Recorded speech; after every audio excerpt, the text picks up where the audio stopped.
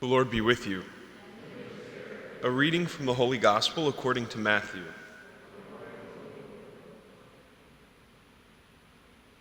Mary Magdalene and the other Mary went away quickly from the tomb, fearful yet overjoyed, and ran to announce the news to his disciples. And behold, Jesus met them on their way and greeted them. They approached, embraced his feet, and did him homage. Then Jesus said to them, "Do not be afraid. Go tell my brothers to go to Galilee, and there they will see me." While they were going, some of the guard went into the city and told the chief priest all that had happened. The chief priest assembled with the elders and took counsel. Then they gave a large sum of money to the soldiers, telling them, "You are to say, 'His disciples came by night and stole him while we were asleep.' And if this gets to the ears of the governor, we will satisfy him and keep you out of trouble." The soldiers took the money and did as they were instructed. And this story has circulated among the Jews to the present day. The Gospel of the Lord.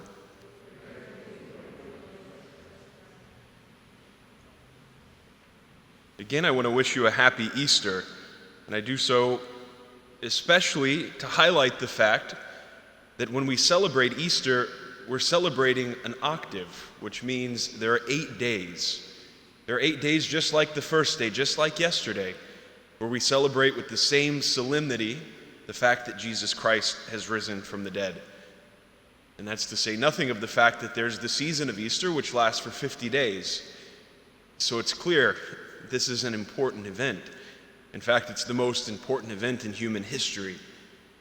And so not even 8 days or 50 days can contain what happened 2,000 years ago when Jesus Christ rose from the dead.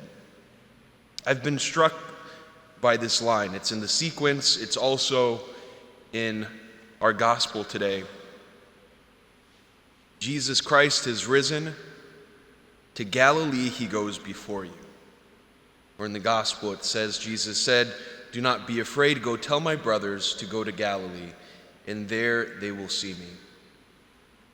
Galilee is significant because Galilee is where the disciples lived their lives, where Jesus lived his life with his disciples.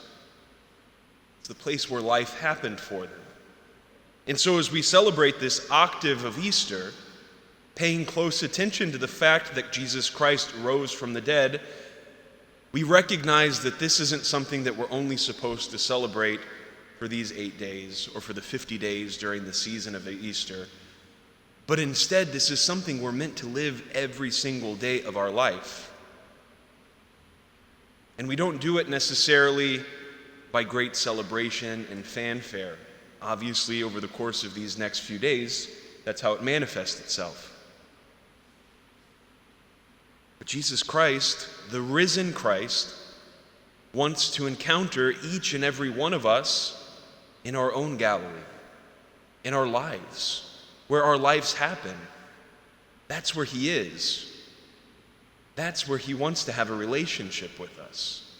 That's where he's drawing us, and he goes before us to meet us there, to come to us, to forgive us, to heal us, to show us his love, to show us his mercy, to manifest his victory, the victory that he won over sin and death by dying on the cross and rising from the dead. The celebration of Easter is one ultimately that celebrates something that has changed our lives completely. Jesus Christ has risen from the dead. He's risen from the dead for each and every one of us, so that nothing could stand in the way of our relationship with him, not even sin, not even death. And he desires to manifest this, to manifest the victory that he won every single day of our lives, in the midst of our lives. As I said before, in our own Galilee. That's where he is. He's here. He's in our midst. He's here present when we celebrate with great fanfare, but he's also present to us when we're quiet in our rooms alone, praying, or when we're with our family or our friends, when we're at work, wherever we may be, wherever we live our life, he goes before us and he desires to meet us there. This is the glory of the resurrection.